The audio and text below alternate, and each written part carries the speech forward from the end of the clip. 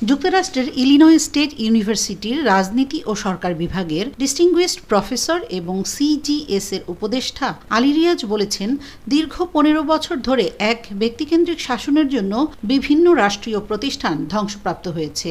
বিচার ব্যবস্থা, প্রশাসন, আইনশৃঙ্খলা রক্ষাকারী বাহিনী এবং নির্বাচন ব্যবস্থা সবগুলোই সুপরিকল্পিতভাবে রাজনীতিকীকরণের শিকার হয়েছে। ফলে মৌলিক বিষয়গুলো চিহ্নিত না করে তড়িঘড়ি করে আয়োজিত নির্বাচন কোনো ভালো ফল বয়ে আনবে না। অর্থনৈতিক নীতিমালার সংস্কার না করে কাঠামোগত সংস্কার অসম্ভব।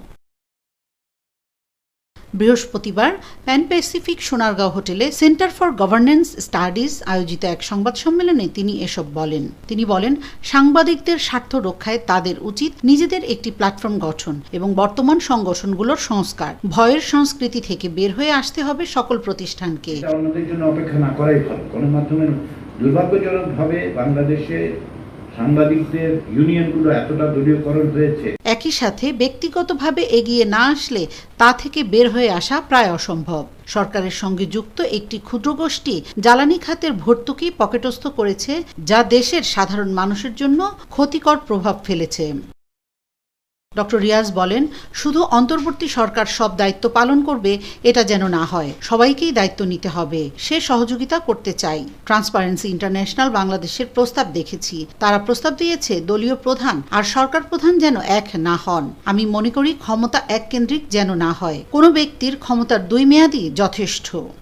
মিডিয়ার কথা বলছিলেন একজন, মিডিয়াগুলো বেরিয়ে আসছে কিনা সেটা আপনারা সবচেয়ে ভালো বলতে পারবেন। যদি না হয় তাহলে কথা বলুন, আপনাদের ভিত্তিটা কোথায়? যদি শুধু এই পরিস্থিতির কারণে আমি বলছি না, আপনি একটা দুটো দিনের কথা বলেছেন, তো এর বাইরেও অনেক ব্যাপার আছে, তাই না? শুধুমাত্র 15ই আগস্ট বা 21শে আগস্ট হলো কিনা সেটা দিয়ে আপনি নির্ধারণ করতে পারবেন না, আমার ধারণা পারবেন না।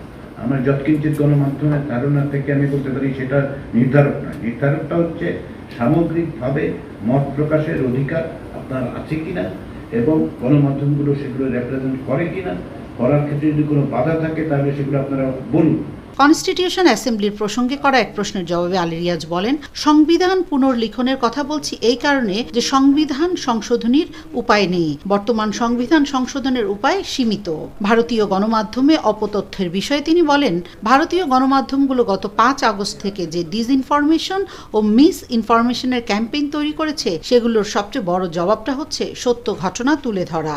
গণতান্ত্রিক পুনর্গঠনের জন্য সিজিএস এর পক্ষ থেকে আগামী 5 মাসে জাতীয় ও আঞ্চলিক পর্যায়ে ধারাবাহিক সংলাপের আয়োজন করা হবে। এই সংলাপগুলো ঢাকা সহ দেশের বিভিন্ন বিভাগীয় শহরে অনুষ্ঠিত হবে।